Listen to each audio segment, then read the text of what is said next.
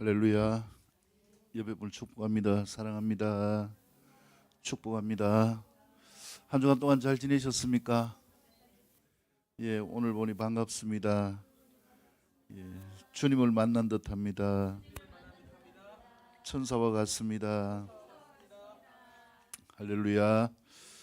예, 오늘 말씀은 구약 성경입니다. 에스겔 37장입니다. 1208쪽 에스겔 37장.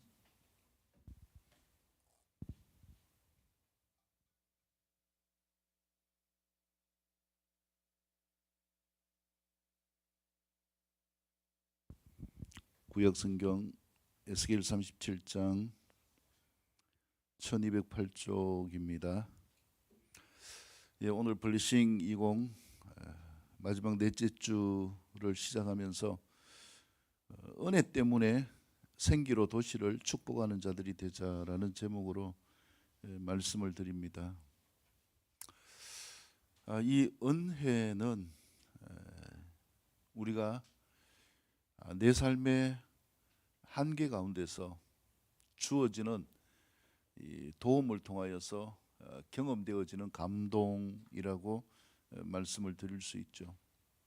그래서 많은 사람들이 은혜를 입었다, 은혜를 받았다라고 하게 되어지는 그 속에는 자기의 분량의 한계를 넘어서 경험되어지는 이 감동적인 도움이나 사랑들이 있었다라는 것이죠. 우리가 이 은혜라는 것은 믿음 안에서는 하나님의 은혜라고 하고, 또 세상 가운데에서는 부모님의 은혜, 스승의 은혜, 또 나를 도와주는 여러 가지의 많은 은혜들을 생각해 볼 수가 있죠. 근데 삶 가운데서 이 은혜를 잊어버리고 망각하게 되어질 때에 붙여지는 사자성어가 있어요. 무엇입니까? 배은 망덕. 남에게 은혜를 입었지만은 그 은혜를 갚지 않고 배반했다라고 하는 이러한 사자성어인 것이죠. 그래서 이러한 부분들을 보면은 우리는 세상 살면서 어떻게 살아야 되는가? 옆에 분을 축복합니다. 은혜로 삽시다. 은혜를 갚으면서 삽시다.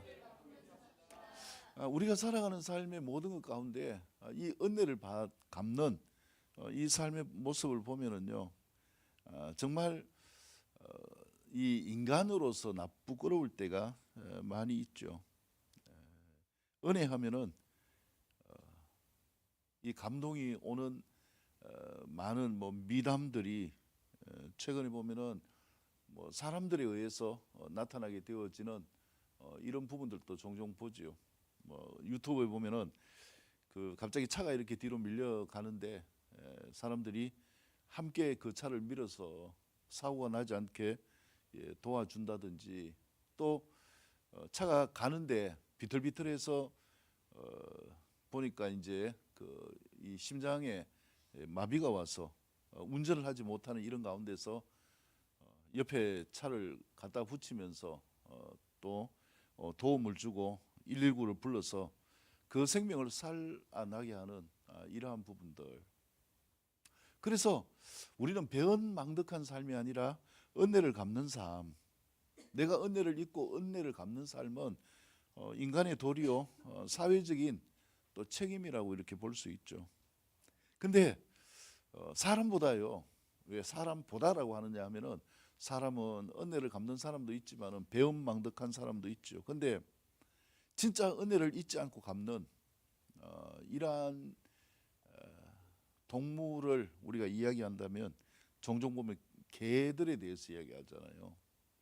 그래서 그 주인을 위하여서 충성맹세하게 되어지는 이런 부분들, 자기 목숨 생각하지 않고 불에 뛰어들어서 주인을 구출한다든지 이런 미담들이 종종 있게 되는 것을 보는데, 우리가 살아가는 삶이 어떤 삶이어야 되는가? 믿음의 삶도 마찬가지입니다. 옆에 분을 축복합니다. 은혜로 삽시다. 하나님을 믿는 믿음이요, 은혜 때문에 살아야 되는 것이지 내가 복받기 위해서 산다 이러면은요 너무너무 힘들어요. 왜? 이 복이 나에게 또렷하게 느껴질 만큼 주어지지 않으면은 만족할 수가 없기 때문에 그런 것이죠. 근데 우리가 살아가는 삶의 근원은 무엇인가? 하나님이 우리에게 은혜를 주셨다라는 것입니다. 우리에게 주신 은혜는 어떤 은혜를 주셨습니까? 생명의 은혜를 주셨고요. 그 다음에 이 땅에 살아가는 삶의 모든 것들을 더 풍성하게 하시기 위하여서 우리와 함께 하시고 우리를 지키시고 보호하시고 인도하시며 또 우리의 삶 가운데 하나님의 은혜의 빛을 비춰주셔서 이 땅 가운데 살 수 있는 이런 삶을 이루게 하시는 은혜들. 그래서 성경은 무엇을 이야기하는가? 하나님의 은혜를 이야기합니다. 믿음의 차이에서도 보면은요, 내가 하나님의 은혜를 경험한 삶은 하나님을 향하여서 걸음하며 나아가는 가운데에서 주저함이 없고요, 그 삶이 변함없이 나아갈 수 있게 되어지는 것이죠. 뭐 상황이 어떻든지 내 모습이 어떻든지에 상관없이 꾸준하게 한 걸음 한 걸음 나아가는 이러한 삶을 이루어가게 되어지는 것입니다. 왜? 은혜를 입었기 때문에 그래요. 그래서 물에 빠져 죽어가는 사람이 건짐을 받게 되어진다면 그 자기를 건져서 목숨을 살려준 그분을 평생 잊을 수가 없는 것, 이게 바로 은혜 때문인 것이죠. 저도 일전에 한번 말씀드렸지만은 제가 진짜 이 죽음이 찾아왔을 때에 아무것도 모르고 제가 기도원에 금식하러 올라갔는데 금식을 그렇게 맹목적으로 할 줄 저는 몰랐고요. 이게 얼마나 힘든 줄도 몰랐고, 그 다음에 그때 올라가서 처음 알았어요. 금식하다가 죽을 수도 있구나. 그래서 제가 오살리 기도원에서 이렇게 금식을 하고 있으면서 앰뷸런스가 이렇게 지나가는 거예요. 그래서 제가 진짜 순진한 마음으로 저를 옆에서 도와주시던 그분한테 이렇게 물었어요. 저 기도원에 무슨 앰뷸런스가 옵니까? 이러니까 하는 말씀이 금식하다가 죽는 사람들이 많다라고 이렇게 이야기를 하시는 거예요. 그래서 제가 그때 갑자기 뭐가 생각이 나느냐 하면은, 야, 내가 죽을 수도 있겠다. 여기까지 와서 금식하다가 이제 집에 못 갈 수도 있겠구나. 가족들도 못 볼 수도 있겠다. 뭐 이런 마음들이 든 적도 있었습니다. 근데 하나님이 은혜를 주셔가지고 회복하게 하시고 또 그 은혜로 살게 하셨기 때문에 바울이 고백하는 것처럼 이제는 내가 사는 것이 아니라 내 안에 그리스도께서 사시는 삶이다라고 하는 이 고백. 그래서 우리가 진짜 믿음의 삶에 진입되어져서 하나님을 따라서 사는 삶의 비결은 무엇인가? 옆에 분을 축복합니다. 은혜로 삽시다. 그래서 우리는 이 은혜가 우리에게 경험되어져야 돼요. 이것은 그냥 의식적인 게 아닙니다. 지식적인 게 아닙니다. 나를 살려주신 그 은혜를 경험하게 되어지는 이 삶을 통하여서 살아계신 하나님을 인정하게 되어지고요. 우리가 이 믿음도 보면은, 기도도 보면은 언제 하는가? 제가 볼 때요, 진짜 늘 꾸준하게 변함없이 큐티도 하고 늘 기도도 하고 늘 전도도 하고 그랬으면 참 좋겠는데요, 좀 살만하면 무엇과 멀어지느냐 하면은 교회와 멀어져요. 바빠가지고 얼굴 보기도 힘들고. 왜요? 뭐 하기 때문에? 뭐 주님 은혜도 없이 충분히 살 수 있기 때문에 내가 살만하면은 하나님과 멀어지는 거예요. 근데 우리가 진짜 은혜로 살아가는 삶이라면 어떻게 해야 되는가? 내가 살만할 때에 누구를 찾아야 됩니까? 주님을 더 찾을 수 있기를 축복합니다. 그게 은혜인 것이죠.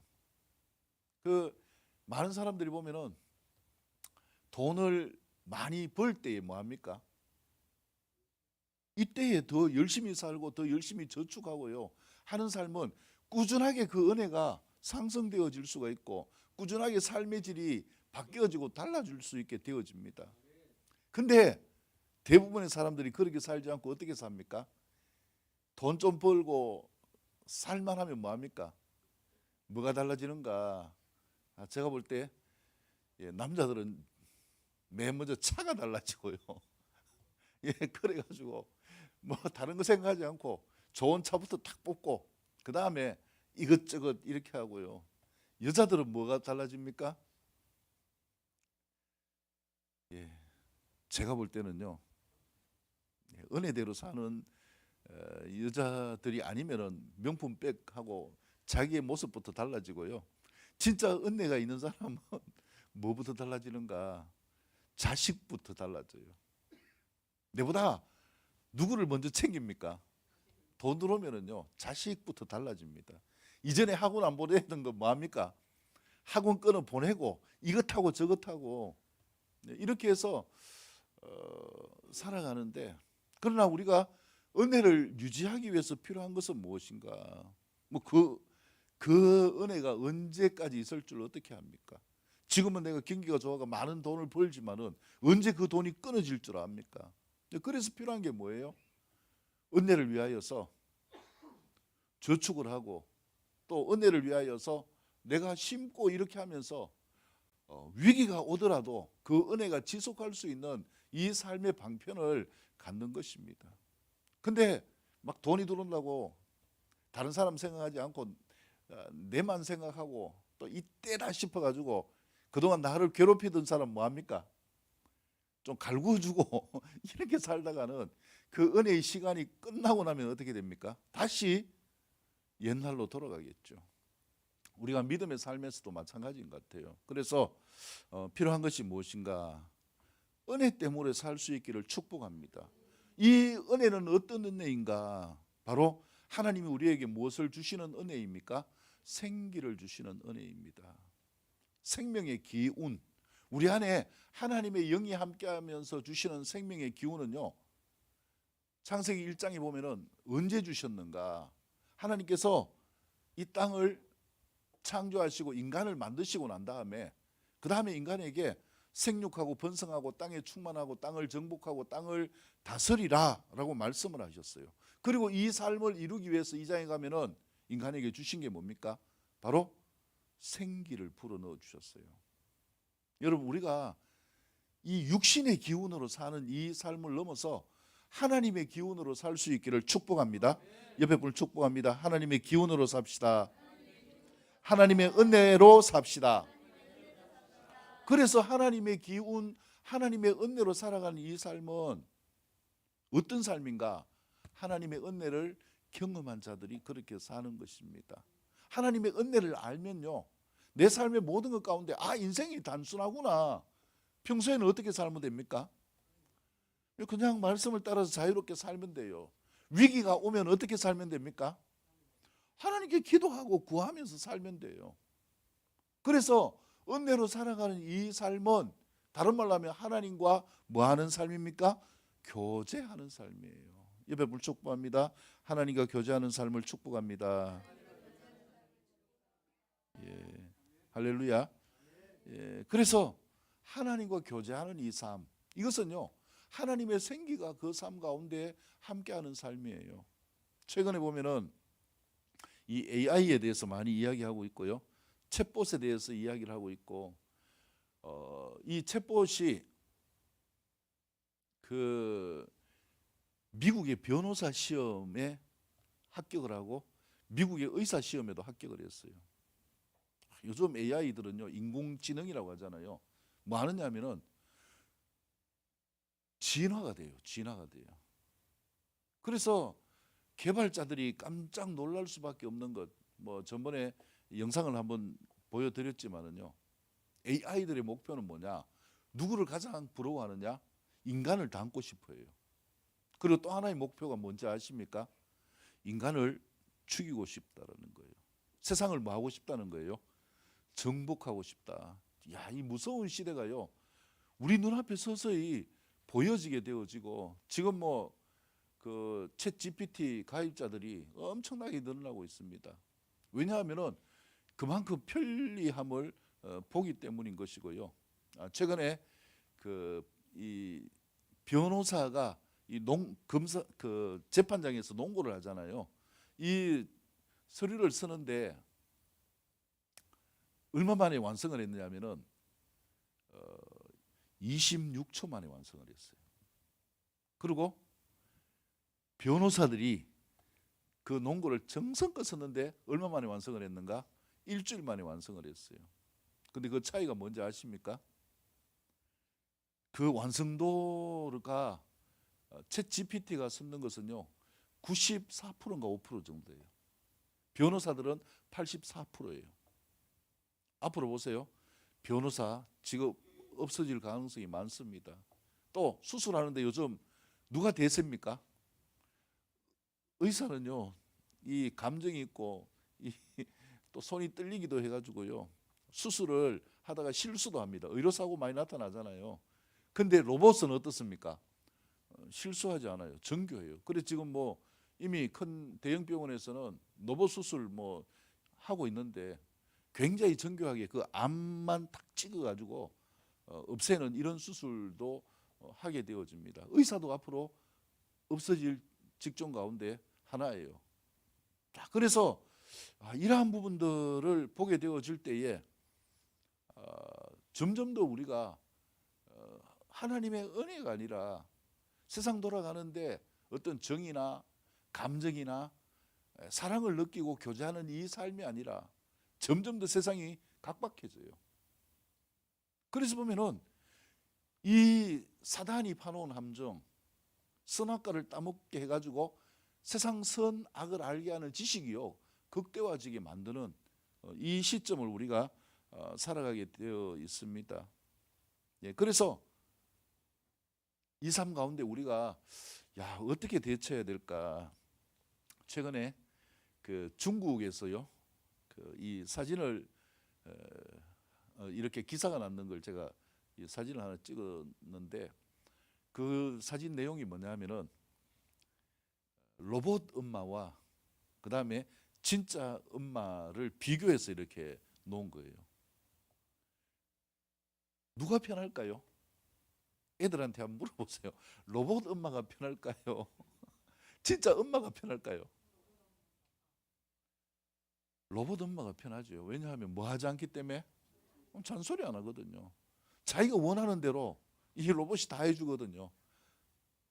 밥 갖다 달라면 밥 갖다 주고 물 갖다 달라면 물 갖다 주고 원하는 대로 다 해주는데 엄마는 어떻습니까? 예, 엄마는 이것저것부터 잔소리, 제일 큰 잔소리가 뭡니까? 공부해라. 뭐 우리도 빡세게 공부시키지만은 중국도 진짜 빡세게 시켜요. 요즘은 중국이 우리나라보다 더 빡세게 공부를 시킵니다. 그래서 석유지 이렇게 가서 보면은요, 애들이 몇 시에 학교 가는가, 뭐 7시 이래 가지고 학교를 가요. 그리고 우리보다 훨씬 우리는 초등학생들 오전 뭐 하면은 끝이고 방과후 하더라도 오후 3시 정도 되잖아요. 거기는 꽉 채웁니다. 5, 6시까지 채워요. 진짜 공부를 빡세게 시키거든요. 그 애들이 간섭하는 것보다 뭐 하기를 좋아합니까? 자유를 좋아하니까 이 로봇 엄마를 부러워 가지고 이렇게 바라보는 교차된 시선의 사진을 제가 이렇게 봤는데요. 근데 아무리 잘해줘도 결론적으로 누구를 좋아할까요? 미우나 고우나 미우나 고우나 엄마를 좋아해요. 왜요? 로봇에게 없는 무엇이 있습니까? 감정이 있기 때문에 그래요. 사랑이 있기 때문에 그래요.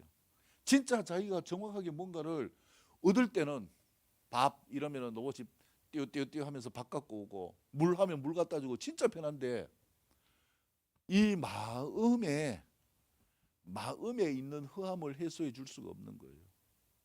그래가지고 교차된 시선으로 이렇게 보고 있는 사진이 있었는데요. AI가 절대로 따라올 수 없는 부분이 있어요. 그 부분이 무엇입니까? 바로 이 감성적인 부분. 인간이 가지고 있는, 왜냐? AI는 뭐가 없습니까? 생기가 없어요. 생기가. 생명이 아니지요. 기계에 불과하지요. 그래서 우리가 진짜 이 은혜로 살아가는 삶, 하나님이 우리와 함께 하시고 우리를 도와주시고 이끌어 가시는 이 삶이 정말 귀하다라는 것을 느낄 수 있기를 축복합니다. 이 삶을 느끼는 비결은 제가 늘 말씀드리는 것처럼 간단합니다. 내 삶 가운데 누구를 구하면 됩니까? 예, 필요할 때마다 주님을 구할 수 있기를 축복합니다.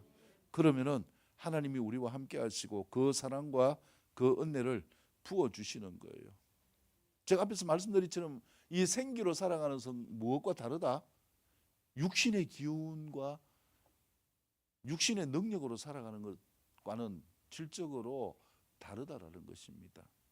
많은 사람들이요, 육신을 가지고 열심히 살지만은요, 그 삶을 통하여서 진짜 내 마음에 이러한 흑암이 해소되어지는 것이 아니라는 거예요. 육신으로 살면 살수록 얻어지는 것이 무엇이냐 하면은 바로 뭐 상처와 그 다음에 여러 가지 삶의 힘듦과 버거움과 한계를 느끼게 되어지고, 노력하면 할수록요, 시간이 지나면서 느끼는 게 무엇입니까? 인간의 한계를 느끼는 거예요. 그러니까 뭐가 오게 됩니까? 이 생기를 잃어버린 자들은 우울증이 오게 되고 불면증이 오게 되고, 그 다음에 뭐 알코올과 같은 중독, 이러한 중독증이 오게 되어지고 하는 이런 불행한 모습을 보게 되어지는 것입니다. 그렇기 때문에 우리가 은혜로 살아가는 삶, 이 생기를 회복하는 삶이 어디에 필요한가? 우리 각자의 삶 가운데 필요하다라는 것을 말씀을 드리고요, 옆에 분 축복합니다. 생기를 회복합시다. 할렐루야. 자, 그래서 오늘 이 시간 생기를 회복하는 비결 세 가지로 말씀을 드리도록 하겠습니다. 자, 다 같이 일어나셔서 1절에서 6절까지의 말씀을 같이 읽겠습니다. 1절에서 6절입니다. 시작.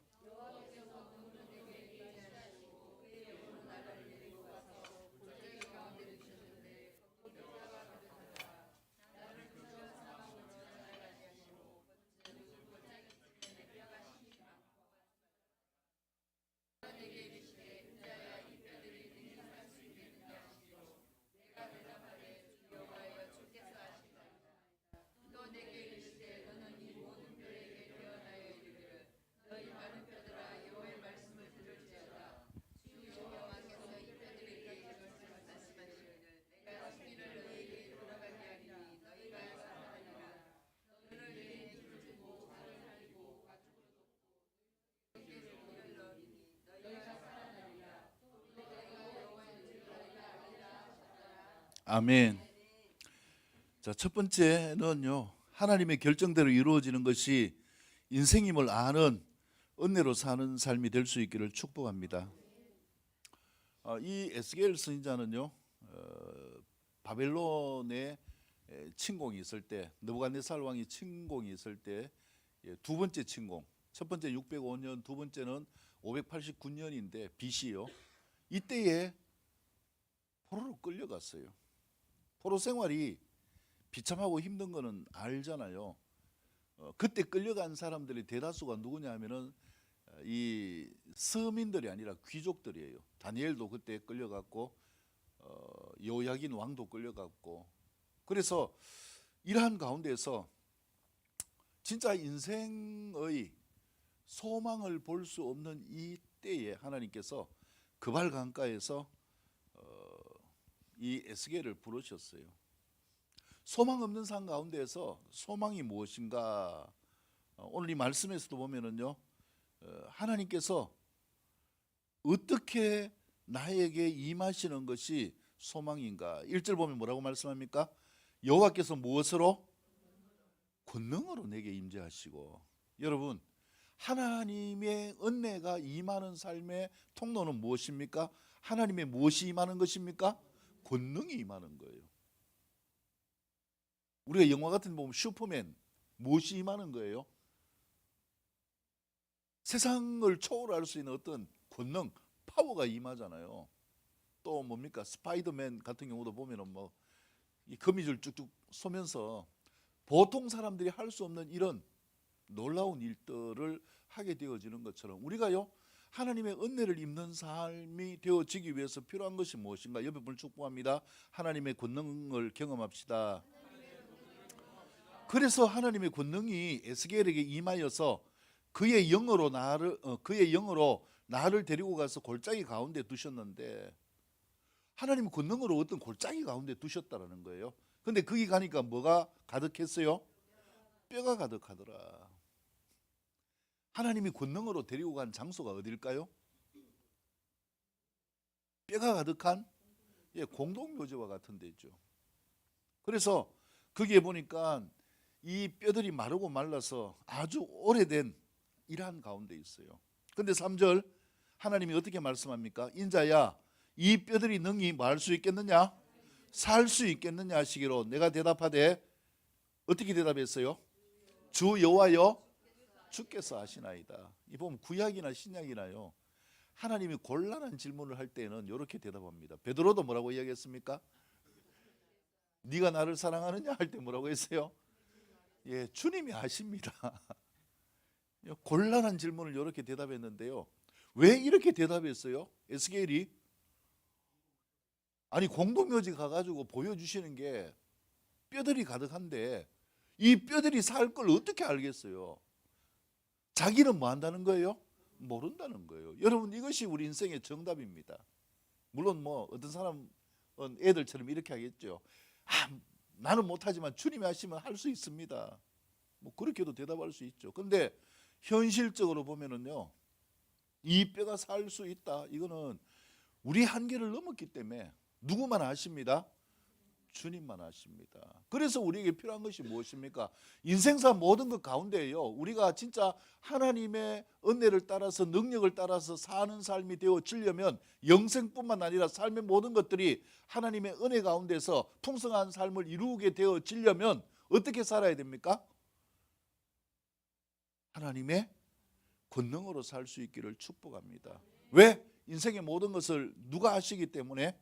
주님께서만 아시기 때문에 그렇습니다. 자, 근데 여기에서 그치면 괜찮은데요, 하나님이 또 말씀합니다. 4절 너는 이 모든 뼈에게 뭐하라고 이야기하십니까? 대언하라. 이 에스겔 선지자는요, 하나님을 만난 게 인간적으로 보면 복이 아니고요, 너무너무 힘든 시간들이었어요. 인간적으로는. 왜냐하면 4장에서 7장에 쭉 앞에 나오는데 보면 어떻게 나오는가? 하나님이 에스겔을 다루셨어요. 그래서 이 이사하는 모습을 가지고 늘 막 이사하는 이런 퍼포먼스를 하게 하시고, 하나님께서 에스겔을 통하여서 하나님의 살아계심을 보여주기 위하여서 훈련시키고 하나님이 함께 하시는 이 은혜를 경험하게 하신 거예요. 그래서 이방 나라들을 위하여서 390일 동안 왼편으로 눕고 또 이 이스라엘을 위하여 40일 동안 430일 동안 한번 여러분 누워서 생활한다고 생각해 보세요. 얼마나 힘듭니까? 근데 하나님이 에스겔을 이렇게 훈련시킨 이유가 무엇일까요? 인생은 어떻게 사는 것이라고요? 하나님의 능력으로 사는 것, 하나님의 은혜로 사는 걸 보여주시기 위함이에요. 이렇게 되어져야 어떻게 합니까? 4절 말씀이 되거든요. 너는 이 모든 뼈에 대언하여 이르기를 너희 마른 뼈들아 여호와의 말씀을 들을지어다. 주 여호와께서 이 뼈들에게 이같이 말씀하시기를, 에스겔이 어떻게 했습니까? 내가 생기를 너희에게 들어가게 하리니 너희가 살아나리라 라고 이야기하는 거예요. 참 이해할 수 없는 이러한 숙제를 우리가 해결할 수 있는 비결은 무엇인가? 우리의 노력이 아니에요. 옆에 분을 축복합니다. 생기가 함께 합시다. 하나님의 능력이 함께 합시다. 예, 그래서 우리가 하나님의 능력이 필요하고요, 하나님의 영이 우리와 함께하는 삶이 필요해요. 맨정신으로는 절대로 이렇게 못해요. 하나님이 물론요 데리고 가지도 않겠죠. 하나님의 임재가 없는 사람을 어떻게 뭐 특별한 경우 아니면은 교훈하시기 위해 데려가지 않겠죠. 그런데 공동묘지로 이끌어 가가지고 공동묘지에서 그 다음에 하시는 말씀이 이 마른 뼈들을 향하여서 네가 대언하라, 내가 말하는 걸 그대로 전하라라는 거예요. 그게 뭡니까? 뼈들아, 마른 뼈들아 뭐 하라고요? 살아나라. 이것은 무엇을 이야기하는 것입니까? 우리의 모든 인생은 하나님의 결정대로 되어짐을 믿으시기를 축복합니다. 이 비결을 안다면은요, 좀 꾀를 내시기를 축복합니다. 이 비결을 안다면 위기가 올 때, 힘듦이 올 때 무조건 뭐 하면 됩니까? 말씀을 내 말씀으로 대언할 수 있기를 축복합니다. 나는 못하지만 하나님이 말씀하셨습니다. 마른 뼈와 같은 이 문제는 해결될지어다. 될까요, 안 될까요?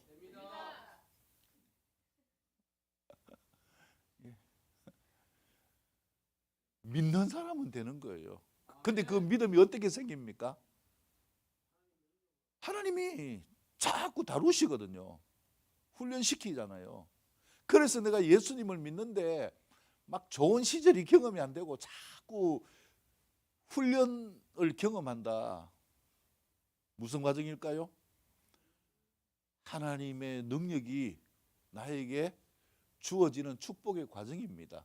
내가 선포하는 대로 모든 것이 이루어질 수 있도록 이끌어 가시는 은혜의 과정입니다. 근데 이걸요, 인간적으로 말짱한 정신으로 생각하면은요, 누가 공동묘지 가가지고 뼈 앞에서 이 뼈들아 살아나라 하겠어요. 어느 바보가 그렇게 하겠습니까? 근데요, 모든 믿음의 역사는요, 어디에서 나타납니까? 기적은 어디에서 나타납니까? 가능한데 가능하게 되는 것, 이게 기적입니까, 아닙니까? 그게 무슨 기적입니까? 노력의 결과지요. 기적은 무엇입니까? 불가능한데 가능함으로 나타나는 것입니다. 우리 인생 가운데에서요, 우리가 할 수 없는 불가능한 한계가 너무나 많습니다. 그 한계가 딱 올 때예요, 많은 사람들이 뭐합니까? 좌절합니다. 심지어 믿음 있고 나는 교회 열심히 잘 다닌다, 신앙이 있다라고 하는 사람들도 뭐합니까? 좌절하는 거예요. 왜? 아직 지난 시간 말씀드렸던 것처럼 누가 안 죽었습니까? 내가 안 죽으니까요. 내가 할 수 있다고 생각하니까 그렇습니다. 근데 인생은 누구의 결정대로 이루어진다? 하나님의 결정대로 이루어지기 때문에 어떻게 살아야 됩니까? 옆에 보면 축복합니다. 은혜로 삽시다. 하나님의 은혜가 함께하면요, 그 다음에 선포하는 대로 이루어집니다. 저는 이 은혜를 제가 여러 번 경험하면서 뭐 누가 무슨 이야기를 하든지 사람의 말에 대해서 저는 부끄러워하지 않습니다. 뭐 여러 번 간증을 하도 해가지고 다 아시겠지만은 이 전기 안 오는데 뭐 하면 됩니까? 예, 뭐 저 전파사 가가지고 하나 사가 갈면 되는 거예요. 근데 제가 막 이 타이핑을 하고 있는데 갑자기 이게 깜빡하는데 딱 보는데 주님이 감동을 딱 주셨어요. 그게 뭐냐면은 마른 뼈에게 선포하는 것처럼 전등을 향하여 선포하라는 거예요. 이게 무슨 뭐 바보 같은 이 행동입니까? 근데요, 하나님이 은혜를 주시니까 선포하지 않을 수가 없는 거예요. 그래서 제가 선포를 했어요. 30분 동안 선포를 했어요. 근데 이 전등이 마지막에 가면 수명이 닿을 때 깜빡깜빡 하잖아요. 하다가 멈추고 하다가 멈추고 30분 동안 제가 선포했는데 멈췄을까요? 안 멈췄을까요? 안 멈췄어요. 근데 뭘 받나면은 얘가 멈출 수 있다는 자신감을 제가 받았어요. 왜냐하면은 희한하게요, 무생물인데 성경에 보면 하나님이 돌들이라도 소리치게 하신다, 이 말씀이 있거든요. 어느 순간 제가 얘가 내 말을 듣는 것 같은 거예요. 딱 째려보는데 깜빡하다가 제가 딱 째려보면 뭐 하느냐면 이렇게 딱 있는 예, 뭐 예, 참 이 믿음이 없으면 듣기 힘든 이러한 예, 내용인데요. 그래가지고 제가 자신감을 얻었어요. 그래서 제가 안 보고 딱 있으면 또 깜빡하잖아요. 딱 째려보면 또 멈춰요. 이렇게 하면서 점점 더 얘가 멈추면서요, 완전히 멈췄어요.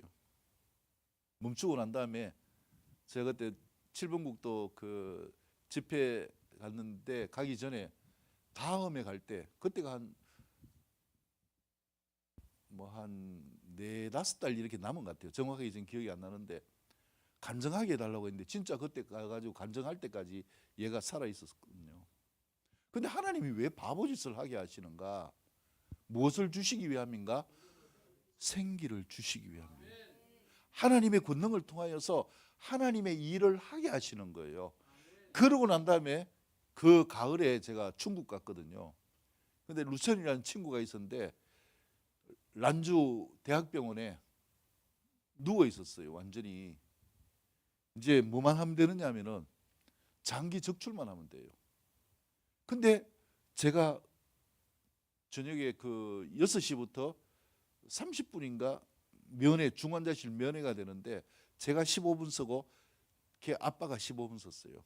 15분 동안 들어가 제가 뭐 했는가,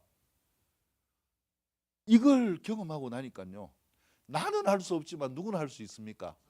하나님이 하시면 얘를 살릴 수 있다. 이 믿음으로 들어갔어요. 믿음으로 들어가가지고 제가 거기서 뭐 복은 말건 제가 15분 동안 막 진짜 빡세게 기도했거든요. 기도를 딱 하는데 하나님이 제 마음 안에 이 그림을 딱 보여주셨어요. 무지개를 보여주셨어요. 아, 뭔가 일어나겠다. 그리고 제가 한국 왔어요. 바로 그 다음날 왔는데 중국에서 소식이 왔어요. 그 아버지가 세례를 받겠다요. 그 이유가 뭐냐면은 제가 나오고 난 다음에, 중환자실 나오고 난 다음에 이 아버지가 들어갔는데 이제 장기 적출하려고 날짜까지 잡아놨는데 눈을 뜬 거예요. 그리고 일어났어요. 하나님이 하시면 되는 거예요. 저는 제가 하면 아무것도 할 수 없지만은 하나님이 하시면 다 된다. 마른 뼈가 살아날까요? 안 살아날까요? 제가 하면 안 돼요. 뭐 또 뭐 제가 하나님입니까? 야, 일어나 우두두두 살아나가 뼈가 뭐 저 쫓아올 일도 없고요. 그러나 누가 하시면 된다? 하나님이 하시면 된다. 예. 그래서 하나님의 결정대로 이루어지는 것이 인생이고, 우리가 어떻게 살아야 되는가? 옆에 분 축복합니다. 은혜대로 삽시다. 할렐루야. 그 다음에 두 번째 7절에서 10절까지의 말씀입니다. 7절에서 10절 같이 읽겠습니다. 시작.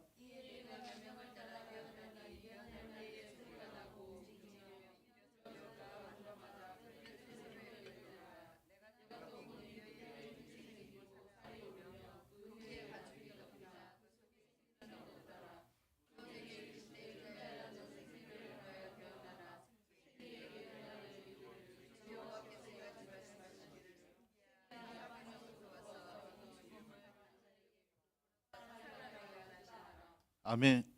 10절. 이에 내가 그 명령대로 대언하였더니 생기가 그들에게 들어가매 그들이 곧 살아나서 일어나 서는데 극히 큰 군대더라. 아멘. 에스겔이요, 하나님의 말씀을 대언하여서 마른 뼈들아 살아나라 라고 외쳤을 때에 어떻게 됐습니까? 희한하게 이 뼈 저 뼈가 뭐합니까? 서로 연결이 되고 뼈에 힘줄이 생기고 살이 오르며 그 위에 가죽이 덮이니 처음 창조의 과정처럼 하나님께서 회복의 은혜를 주시는 거예요. 근데 뭐가 없는 채입니까? 그 속에 생기가 없었어요. 그때에 하나님 말씀하는 게 뭡니까?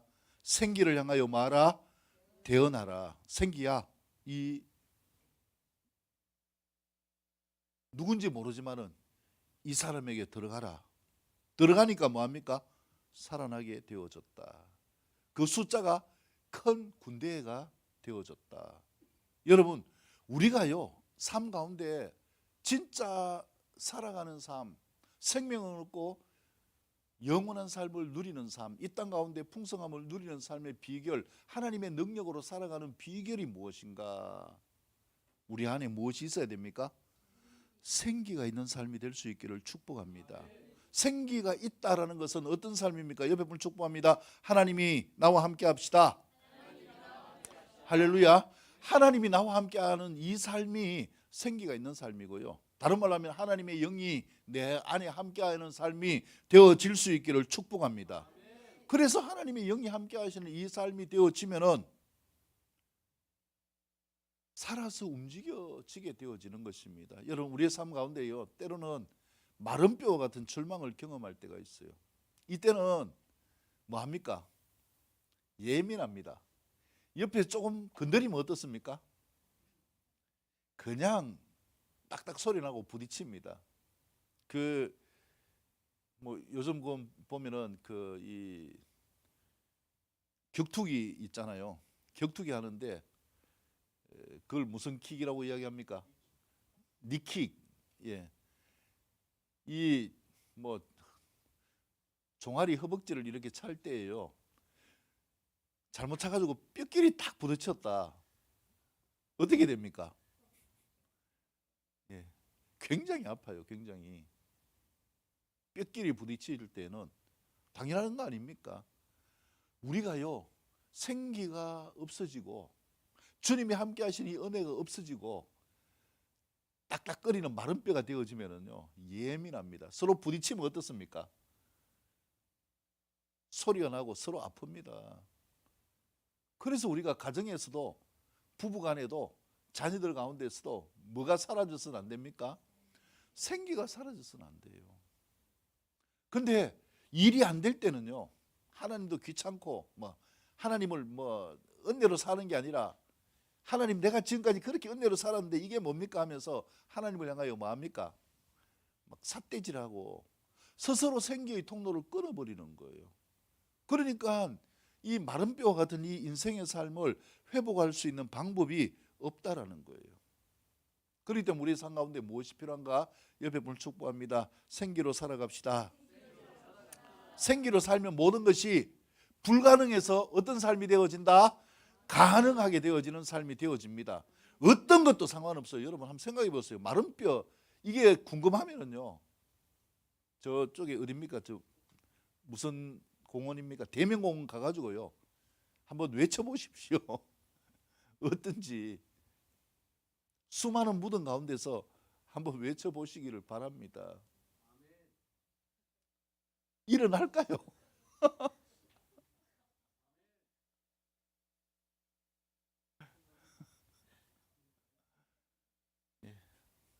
우리가 육신으로 보는 이 한계는요, 일어날 수가 없죠. 근데 무엇이 들어가면 일어납니까? 생기가 들어가면 일어나잖아요. 아니, 죽은 지 나흘 되는 무덤에 있는 나사로, 그것도 세마포에 꽁꽁 동여매에 있는데 예수님이 뭐라고 이야기했어요? 나사로야, 나오너라. 일어나라가 아니고요, 이 배에 이렇게 꽁사여가 서 있는데 일어나라가 아니라 나사로야, 나오너라. 선포하니까 나오게 되는 것처럼 하나님의 역사는 어디에 있는가? 대은의 능력입니다. 그래서 안 되면요, 안 되는 것에 될 수 있도록 하나님의 능력으로 선포할 수 있기를 축복합니다. 건강하게 잘 자라라. 축복하면은 얘들도 건강할 것입니다. 우리가 주님의 은혜 가운데서는 불가능한 게 없고요. 그러면 언제 이 마른 뼈들이 살아나게 되어지는가? 실제적으로 예수님이 다시 오시면, 부활해서 다시 오실 때에 예수님을 만날 자들은 어디에서 일어난다고 했습니까? 무덤에서 일어난다고 했어요. 마른 뼈가 되었든지 화장을 해가지고 뼈가 가루가 돼서 사라지고 없든지 상관없어요. 주님이 일어나라 하면은 다 살아나게 되어질 그때가 오게 되어지고, 살아있는 사람도 산채로 어디 갑니까? 공중에 들려 올라가는 이러한 때를 경험하게 되어집니다. 중요한 게 무엇입니까? 절대로 놓치지 말아야 될 것. 인간적으로 보면 황당하지만은 어떻게 살아야 되는가? 생기로 살 수 있기를 축복합니다. 그러면 우리의 절망이 희망과 소망으로 바뀌게 되어지고, 뼈다귀와 같은 일들이 살아있는 큰 군대와 같은 역사로 나타나게 되어짐을 믿으시기를 축복합니다. 자, 마지막 11절에서 14절 말씀을 읽고 마무리하겠습니다. 11에서 14절입니다. 시작.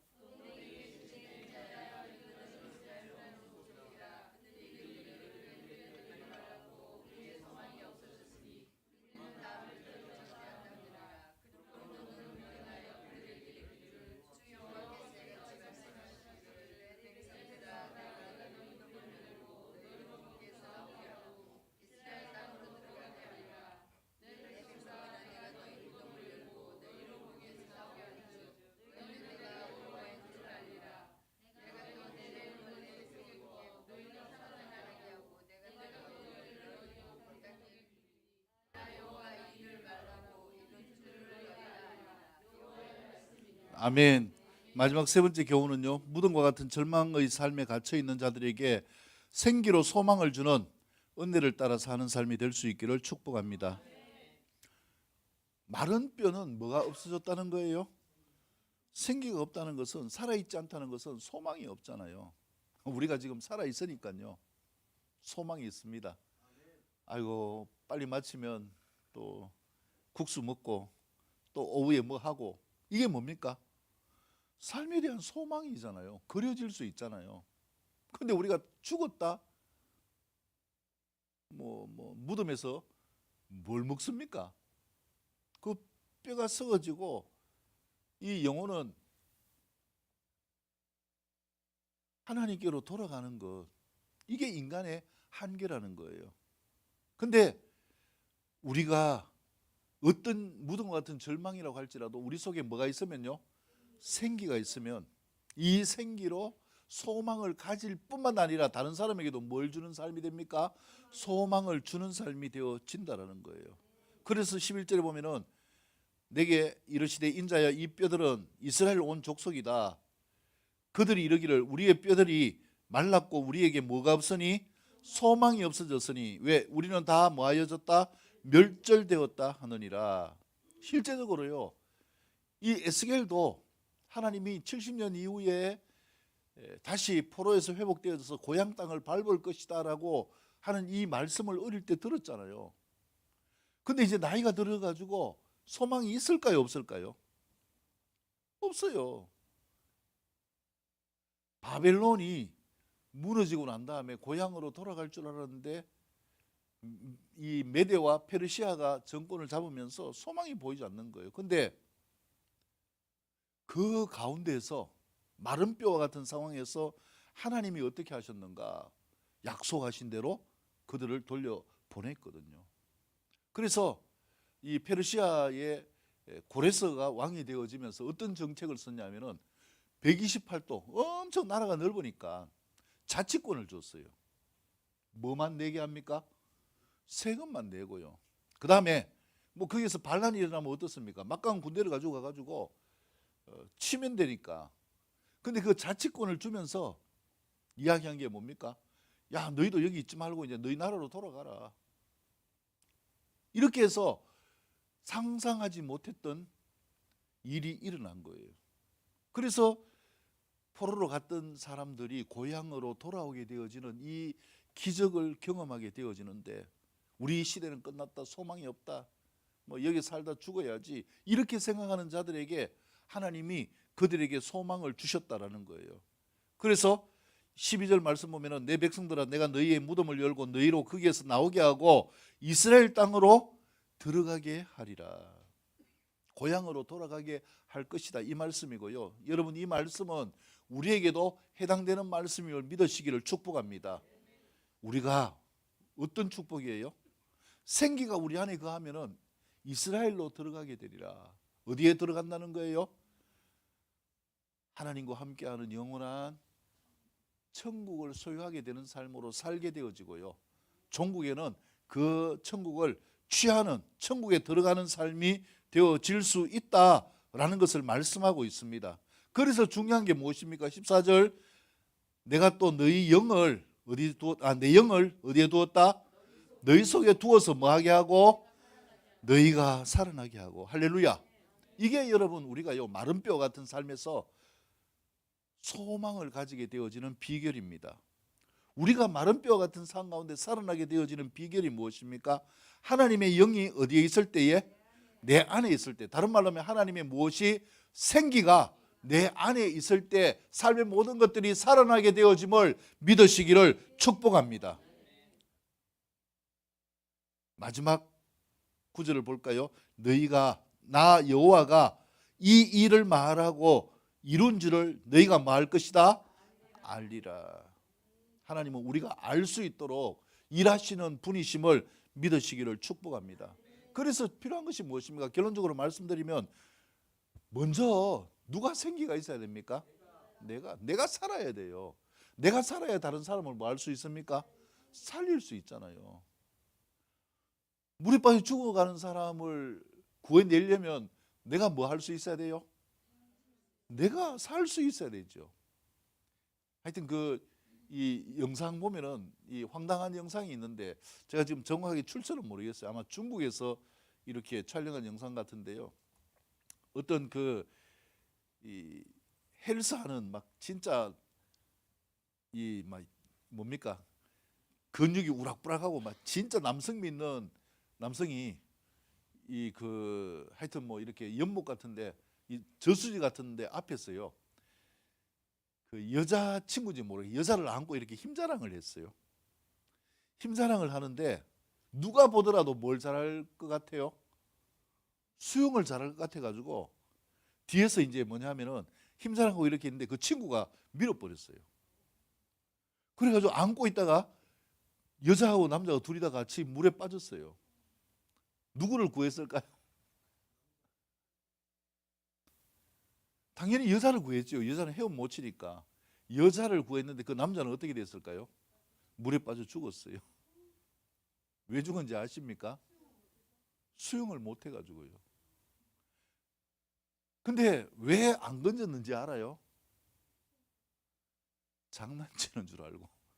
그 친구들이 밖에서 보면서 안에서 막 어프어프 하면서 들어갔다 나왔다 하니까 설마 저렇게 몸짱이고 운동을 잘하는 친구가 수영을 못 하겠나? 장난이다 이래 가지고 그냥 그대로 둔 거예요. 근데 진짜 올라갔다 몇 번 하다가 나중에 죽었어요. 살 수 있는 방법이 그에게 뭐였기 때문에요? 없었기 때문에. 우리 삶도 마찬가지입니다. 살 수 있는 방법은 간단합니다. 하나님의 영이 어디에 있으면 내 안에 있으면 살게 되어지고요. 이 삶을 통하여 다른 사람을 살리는 역할, 이것이 진짜 생기 있는 삶, 이 삶으로 도시를 축복하면서 승리하는 우리의 모습이 될 수 있기를 축복합니다. 하나님께 영광을 올려드립니다.